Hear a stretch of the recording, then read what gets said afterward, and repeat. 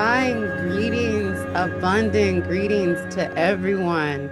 Generations upon generations upon generations upon generations of wealth to Greeting. you and yours. Um, Yes. Welcome to the Goddess Awakening, the prophecy, the call, and the vision. I am so yeah, happy to have with me my wealthy elder goddess joining on the call today as we continue the conversation about the prophecy, the call, and the vision. How are you, goddess? I am well. I am well. And thank you. Thank you once again for this moment, this opportunity to share, you know, the knowledge, the wisdom that I've gained through this journey. Yes, we need to hear from you. We need to hear from you. You deeply feel us, and I feel like it's a time, especially when we talk about the goddess awakening, where we begin to recognize how we hold space for each other. And our Yes. elders feel from a deeper space. We recognize the goddess because we all have a womb, but there's different levels to how that collective energy shows up. And at the space Yeah. of the elder, you feel from another space that I'm not tuned in and tapped into yet because of all of your life experiences. You can really feel us on a deeper level. You know what I'm saying? And feel what the calling is at every moment. Like this is where she is. But sometimes our elders are dealing with different pains and ailments and things like that. And they're thinking that they're sick. They're thinking that something is wrong with them.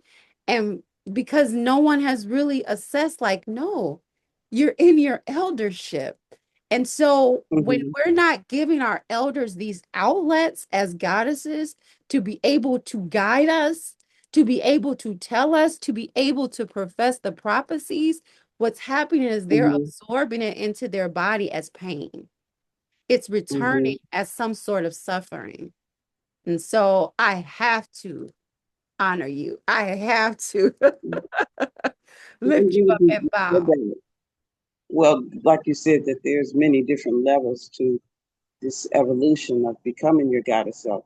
As long as you're on the planet, you're going to be evolving, you're going to grow. If you're looking at your experiences as a means of the spirit realm shaping and molding you and providing you with the vision, the wisdom for the next level of your existence.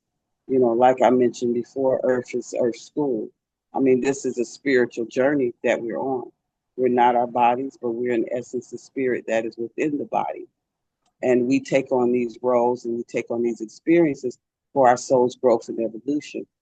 And as I mentioned before, that before we came into these bodies, we were in conversation with the Creator, and we agreed to this journey.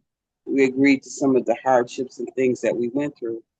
When you talk about some of the pains that the elders are having, my belief is that um, pain or sometimes sickness is a calling to the spirit. It's a call to go deeper um, in your relationship with the Creator.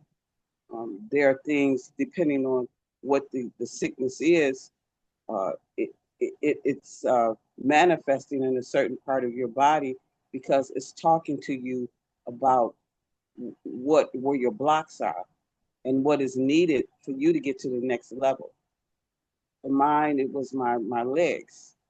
I was having problems with my legs, and I knew when my legs started swelling um, that I wasn't walking the walk that I agreed to, and I wasn't, and because everything is created in the spiritual realm, and so it was letting me know you're not in alignment with your walk, and so I had to go in the spirit to get my healing and know what herbs and everything I needed to take so that I can heal that situation on the physical level, but I also had to heal it on the spiritual level, which means whatever I was refusing to do in terms of my walk and becoming the next level of myself, that I had to agree to do it, to get that block released. It's Mm, like, okay, I get it. I know, you want me to do this, and I'm going to do it, you mm, know, because that's what I was created to do, is mm. to do this work for the Creator. And so that's a form of communication. Yeah. How have you felt? Because looking at that walk, right, and walking forward, but sometimes we can feel like the calling that we have, many times we have felt that the community or the environment that we've been in, or and those that been called to haven't been ready to receive it. And so, you know what I'm saying? And so it's sort of like I would like to walk forward, but I don't feel the ground is receptive. But if I Hmm. don't, I'm going to experience pain. Hmm. And I have to Sometimes go back inside, right? yeah, sometimes, you first have to be clear if the people that you're talking to is who you're supposed to be talking to. Mm, Sometimes we want to talk to everybody. I want to save everybody, but sometimes with the fruit, it's not right for the picking. It's not their time. Either it's not their time, or you're not communicating it from a space of that they're able to receive. In other words, energetically. Some people, they know something and they want to share it, and they come from a place of, you need to know this and you need to be doing this. So mm, it comes across aggressively, and mm, it's not coming from love. It's not coming from your heart space. It's coming from, I need to correct you. I need to, tell you what to do. And I'm not here to tell anybody what to do, but only to share my perspective and share my mm. experience. That's it. It's none of my business whether or not they believe what I'm saying at the time or whatever. I'm just sharing. And if they're open to receiving it, then I'll share it. I'll say, can I share something with you? And then I'll share, some wisdom I've gained from something that I've experienced in my life. I love that ask. And also, since you started talking about that, with the goddess awakening, what and the call and the prophecy, what do you feel that the goddesses who are awakening, how do you feel that we should be communicating right now? Well, the ones that are awakening, I mean, one of the first stages of awakening is that you want to understand what this journey is all about. Like, this is not making sense. This life that I'm living is something is off. I'm not making sense. And you go to the creator. You want to spend time more with the creator and say, well, God, I need you to talk to me because Mm, I'm not, I've done everything. I have everything. Some women, they get to the point where they have everything, and it's still something is off, something is wrong.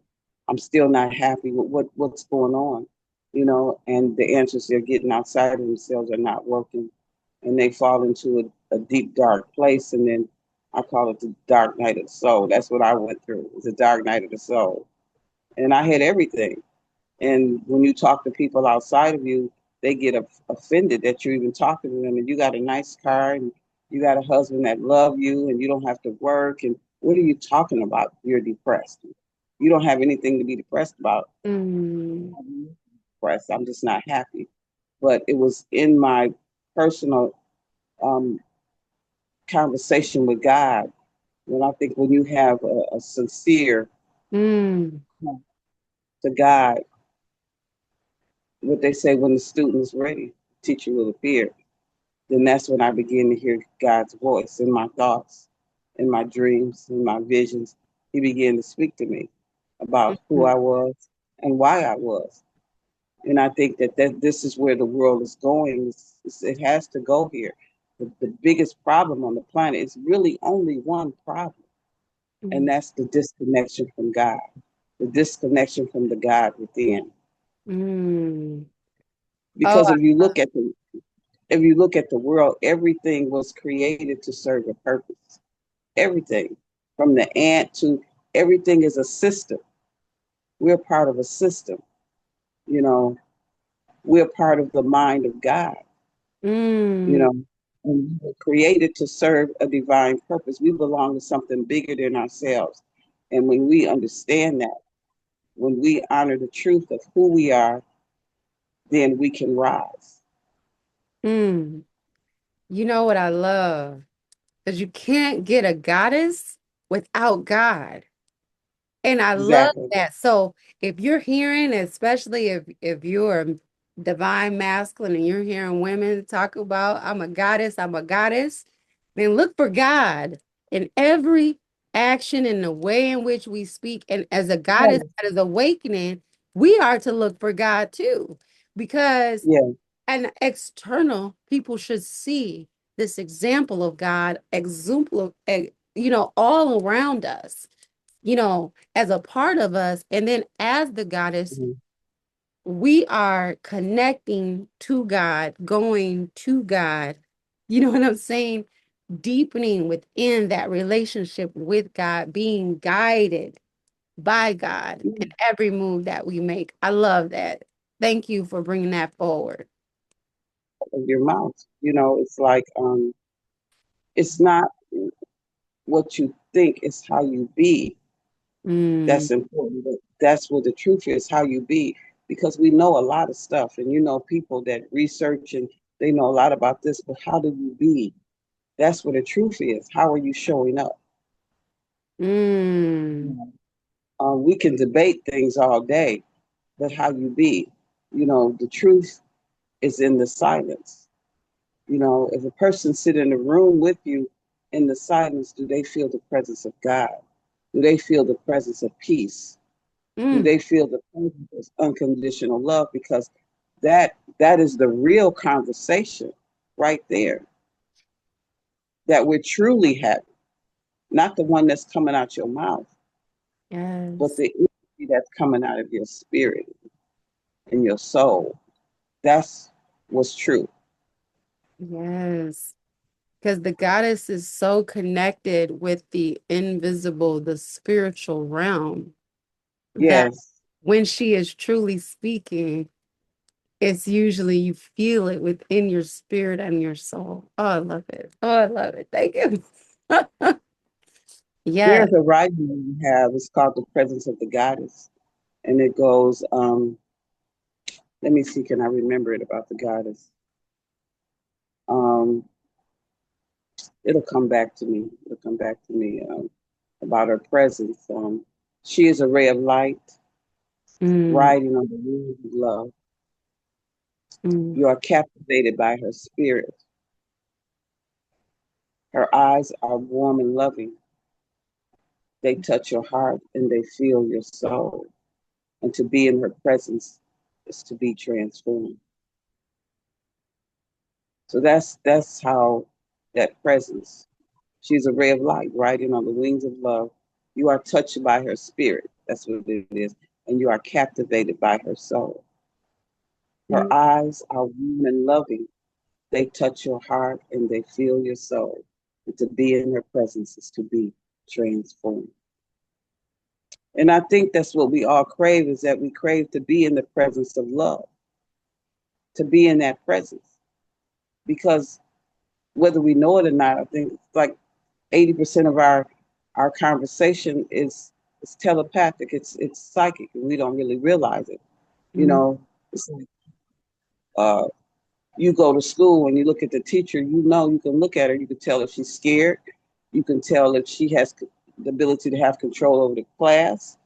All of us has been to school when they has a substitute, and before the substitute come in, it's people are talking and loud, and the classroom is disruptive, and then the substitute walks in, and we look at her and we decide, is she somebody that has power and control, or is she somebody that we can walk over? And if that's the case, if they can walk over, they're going to turn around and keep doing what they're doing.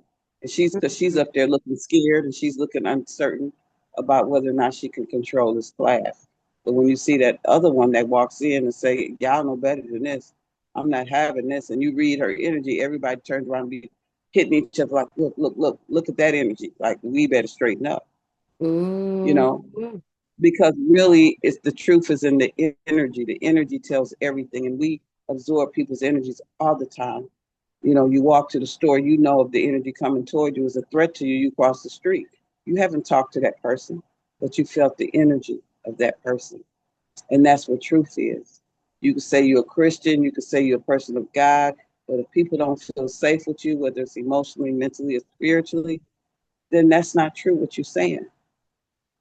What Mm. they say about the fruit it bears, or something about uh, Mm-hmm. pay attention to the tree and the fruit that it bears. Yeah. What you're saying is not bearing no fruit. It's just talk. It's just talk. And Mm. it's time for the word to become flesh. And every um, religion is it's supposed to be about love, becoming loving people to evolving to that point. You know, what's the one in the Bible?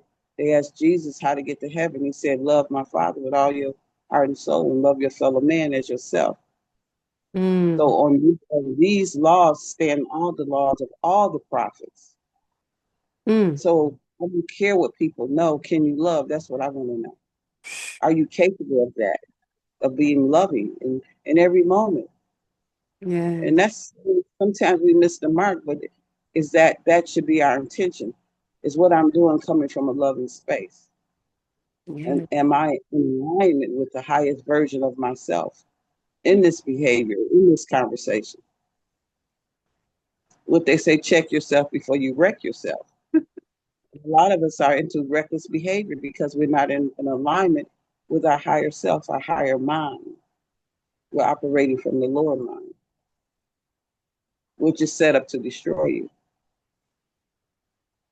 And so, Goddess, we're at our last 3 minutes, and I wanted to share just a little bit in this 3 minute mark, and I'll have you, leave us off with the poem that you left us off with last week. But Goddess, from a very young age, I believe at the age of 3, she started having visions of the goddess, It and was the four. goddess Yep. was 4, and Mhm. um, she started having visions of the goddess, and the goddess had these eyes that were full of love. And ever since she saw that vision, she would look to women and she would say, does she have the eyes full of love? Does she have the eyes full of love? Does she have the eyes full of love? And as God has just said here today, that is, you want to know if we have some of these toxic identity crisis when it comes to a goddess. Do you have the eyes full of love? When you look at yourself in the mirror, do you see love? Can you see God? And it's okay because we are all goddesses. It just means that we just got to keep on going deeper and deeper and shed off some of those layers. Because once we do, as Goddess saw, more women started having those eyes full of love. Would you close us Mhm. out, Goddess? We have like a minute and 30 seconds. Well, let's see. Like Sleeping Beauty, the goddess in your sleep, unaware how much your power, your love is needed. Many souls that cry out, for they are hungry for your love, and they long for the day when the goddess within you sleeps no more. Rise, goddess, rise. Thank you.